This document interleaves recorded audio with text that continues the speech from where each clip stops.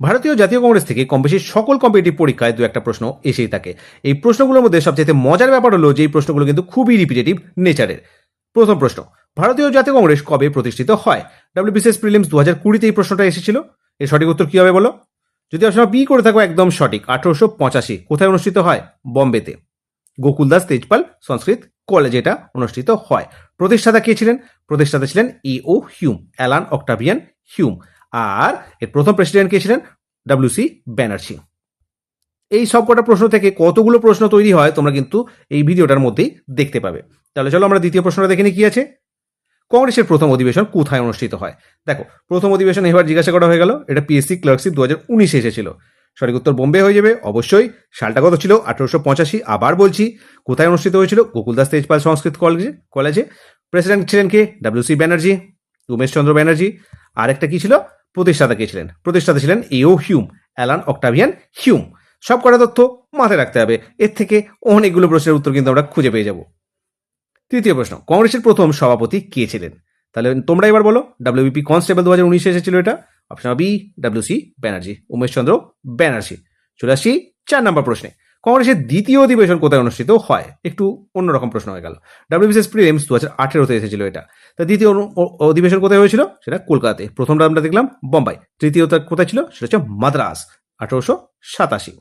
আর কলকাতায় যেটা আমরা কথা বলছি সেটা হচ্ছিল 1886। প্রত্যেক বছর একটা করে অধিবেশন অনুষ্ঠিত হতো প্রথম দিকটায়। 5 নম্বর প্রশ্ন, পূর্ণ স্বরাজ প্রস্তাব কোন অধিবেশনে গৃহীত হয়? WBCS prelims 2020। আবার একটা প্রশ্ন 2020 সালে কিন্তু এসেছিল। এটা ভীষণ গুরুত্বপূর্ণ একটা সেশন ছিল, কারণ প্রথমবারের জন্য আইএনসি কিন্তু এই পূর্ণ স্বরাজের প্রস্তাবটা রেখেছিল। আর প্রেসিডেন্ট ছিলেন কে? নেহেরু, জওহরলাল নেহেরু। ওকে, এটা কোথায় অনুষ্ঠিত হয়? অপশন বি লাহোরে। সালটা কত? সালটাও মনে রাখতে হবে, 1929। নেক্সট প্রশ্নে চলে আসছি আমরা 6 নম্বর। লাহোর অধিবেশন কত সালে অনুষ্ঠিত হয়? দেখো আমি জাস্ট বললাম ডাব্লিউবিপিএসসি মিসলেনিয়াস 2019 সালে জিজ্ঞাসা করা হয়েছিল। তাহলে লাহোর অধিবেশন কবে? আশা করছি সকলেই করেছো, 1929 সালে। নেক্সট প্রশ্নে চলে আসছি আমরা 7 নম্বর। করাচি অধিবেশন কবে অনুষ্ঠিত হয়? ভীষণ গুরুত্বপূর্ণ আরেকটা সেশন। কবে হয়েছিল? 1931 সালে। প্রেসিডেন্ট ছিলেন কে? সর্দার প্যাটেল। সর্দার প্যাটেল কিন্তু এটাই ছিলেন। এটা ফান্ডামেন্টাল রাইটস এর ব্যাপারে একটা প্রস্তাব কিন্তু পাশ করা হয়েছিল, যেটা কিন্তু ভীষণ গুরুত্বপূর্ণ একটা টপিক বা পার্ট বলতে পারো এই সেশনটার। 8 নম্বর প্রশ্ন, করাচি অধিবেশনে কোন গুরুত্বপূর্ণ প্রস্তাব গৃহীত হয়? ডাব্লিউবিসিএস প্রিলিমস 2021 এসেছিল। তাহলে আমি এখনই জাস্ট বললাম সেটা কি ছিল? অপশন বি হয়ে যাবে মৌলিক অধিকার, ফান্ডামেন্টাল রাইটস। তাই তো? ফান্ডামেন্টাল রাইটস কোন দেশ থেকে অনুপ্রাণিত? এটা ভারতীয় সংবিধানের প্রশ্ন। আনসারটা কমেন্ট করে জানিও। তা পূর্ণ স্বরাজ হয়ে গেল 1929-এর লাহোর অধিবেশন। আর মৌলিক অধিকার কোথায় পেয়ে গেলাম আমরা? তাহলে করাচি অধিবেশন কবে হয়েছিল? 1931 সালে। তাই তো? নেক্সট প্রশ্নে চলে আসছি আমরা 9 নাম্বার। সুরাট বিভাজন কোন সালে হয়? জাতীয় কংগ্রেসের মধ্যে একটা বিভাজন হয় প্রথমবারের জন্য, সেটা হচ্ছে 1907 সালে। সেটা অধিবেশনটা কোথায় অনুষ্ঠিত হয়েছিল? সুরাট। এবং এই যে অধিবেশনটা হয়েছিল তার প্রেসিডেন্ট ছিলেন কে? রাসবিহারী ঘোষ। এটা মাথায় রাখতে হবে। ওকে, তো যাই হোক, এবার সালটা আমরা জানবো, যেটা ভীষণ গুরুত্বপূর্ণ একটা সাল। সেটা হচ্ছে 1907 সালে সুরাট স্প্লিট হয়। এটাকে সুরাট স্প্লিট বলে এটা আমরা জেনে থাকি। সুরাট স্প্লিট হয়েছিল, ঠিক আছে? জাতীয় কংগ্রেস দুটো ফ্র্যাকশনে ভাগ হয়ে যায়, একটা চরমপন্থী আর একটা হচ্ছে নরমপন্থী। নেক্সট প্রশ্নে চলে আসি 10 নাম্বার। সুরাট বিভাজনের কারণ কি ছিল? দেখো, ডাব্লিউবি পুলিশ কনস্টেবল 2020 সালে এই প্রশ্নটা এসেছিল। তা সুরাট অধিবেশনের কারণ কি ছিল? মানে বিভাজনের কারণ কি ছিল? এটা উগ্রপন্থী ও নরমপন্থী। এই উগ্রপন্থী শব্দটার সাথে আমি একদমই সহমত নই। এটা হচ্ছে চরমপন্থী বলাটাই আমি এখানের সাথে আমি সহমত। চরমপন্থী এবং নরমপন্থী। চরমপন্থী কারা ছিলেন? লালা লাজপত রায়, বাল গঙ্গাধর তিলক, বিপিন চন্দ্র পাল, অরবিন্দ ঘোষ। এনারা ছিলেন চরমপন্থী। নরমপন্থী কারা? নরমপন্থীদের মধ্যে তোমার বলা যায় গোপাল কৃষ্ণ গোখলে, তারপর হচ্ছে তোমার সুরেন্দ্রনাথ ব্যানার্জি। এনারা ছিলেন কি? আর নরমপন্থী দলের সদস্য। ওকে, নেক্সট প্রশ্নে চলে আসছি আমরা 11 নম্বর। গান্ধীজি প্রথম কংগ্রেসে কোন অধিবেশনে সভাপতিত্ব করেন? ডাব্লিউবিসিএস প্রিলিমস 2019-এ আসা প্রশ্ন, ভীষণ গুরুত্বপূর্ণ। কারণ গান্ধীজি একবারের জন্যই কংগ্রেসে সভাপতিত্ব করেন এবং সেই অধিবেশনটা অনুষ্ঠিত হয়েছিল কোথাও? বেলগাঁও। সালটাও মনে রাখতে হবে, 1924 সালে বেলগাঁওয়ে কংগ্রেসের একটা অধিবেশন হয়েছিল, যেটাতে গান্ধীজি কিন্তু প্রেসিডেন্ট হয়েছিলেন। ওকে, সভাপতিত্ব করেন। 12 নম্বর প্রশ্ন, বেলগাঁও অধিবেশন কত সালে অনুষ্ঠিত হয়? দেখো, এই ব্যাপারগুলো তোমাদের মাথায় রাখতে হবে। সেটা হচ্ছে যে একটা টপিক যখন আমরা পড়ছি তখন তার থেকে যে সমস্ত অ্যান্সিলারি কোয়েশ্চেনগুলো হতে পারে সেগুলোকে আমাদের পড়ে নিতে হবে। তো দেখো, এখানে সালটা জিজ্ঞাসা করা হয়ে গেল।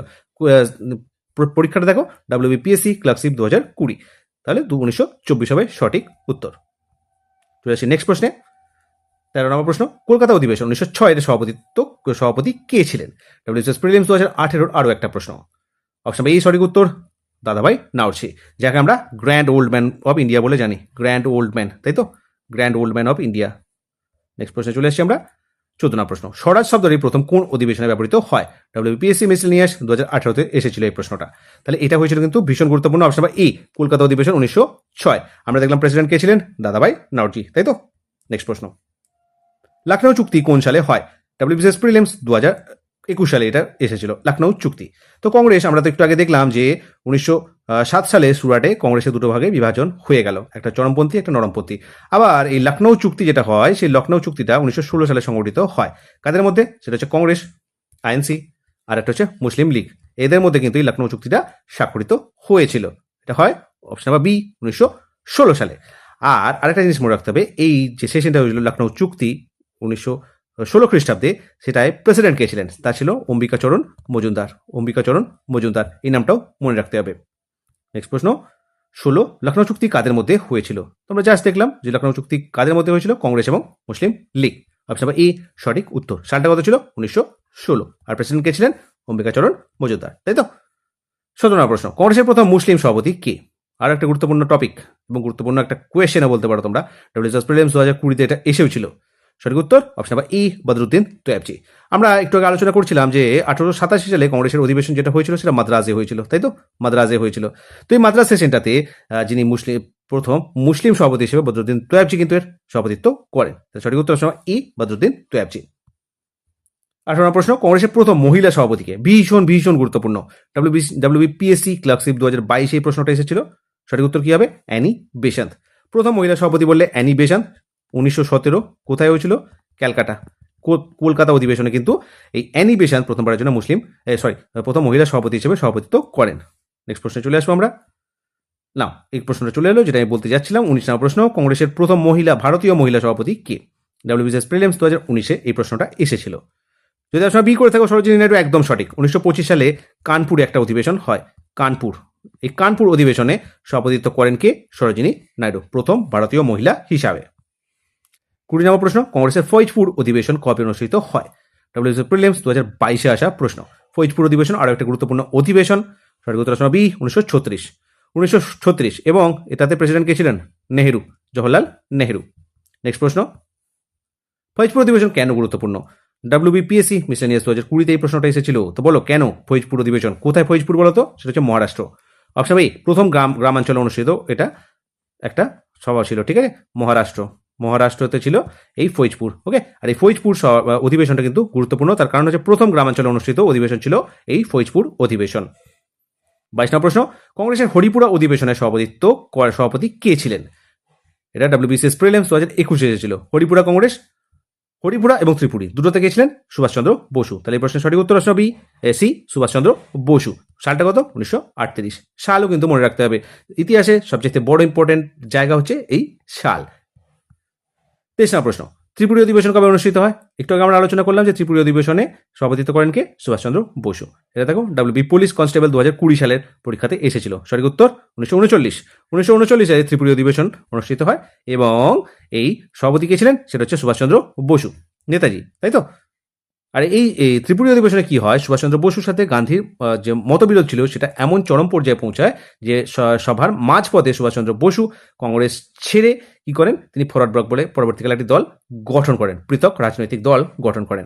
আর ইন্টারিম প্রেসিডেন্ট হিসেবে কে নিযুক্ত হয়েছিলেন সেটাও একটা প্রশ্ন হয়। সেই ইন্টারিম প্রেসিডেন্ট ছিলেন কিন্তু বাবু রাজেন্দ্র প্রসাদ। ওকে, নেক্সট প্রশ্নে চলে এসেছি আমরা। 24 নম্বর, ত্রিপুরী অধিবেশনে কে সভাপতি নির্বাচিত হন? তো আমরা অলরেডি আলোচনা করেছি। অপশন সি সুভাষচন্দ্র বসু, তাই তো। সালটা কি ছিল? 1939। আবার একবার মনে করিয়ে দিলাম। 25 নম্বর প্রশ্ন, কংগ্রেসের শেষ অধিবেশন কবে অনুষ্ঠিত হয় স্বাধীনতার আগে? পিসি ক্লার্কশিপ 2019 সালে এই প্রশ্নটা এসেছিল। সঠিক উত্তর অপশন বি 1946 সালে কংগ্রেসের লাস্ট অধিবেশনটা অনুষ্ঠিত হয় এবং সেটা কোথায়? মেরাটে অনুষ্ঠিত হয়। আর এই মেরাট জায়গাটা কেন গুরুত্বপূর্ণ? সেটা হচ্ছে 1857 সালে যে মহাবিদ্রোহ অনুষ্ঠিত হয় সেটা কিন্তু সূচনা বলতে গেলে এই মিরাট থেকে কিন্তু সেটা হয়েছিল। মানে যে সিপাহী বিদ্রোহ যেটা, সেটা কিন্তু এখান থেকেই শুরু হয়। তা বন্ধুরা, এই ছিল আজকের আলোচনার বিষয়বস্তু। যদি ভিডিওটা ভালো লাগে অবশ্যই লাইক করে দিও, বন্ধুদের সাথে শেয়ার করে দিও। আর চ্যানেলটা কোনো সাবস্ক্রাইব না করে থাকলে অবশ্যই কিন্তু সাবস্ক্রাইব করে নিও।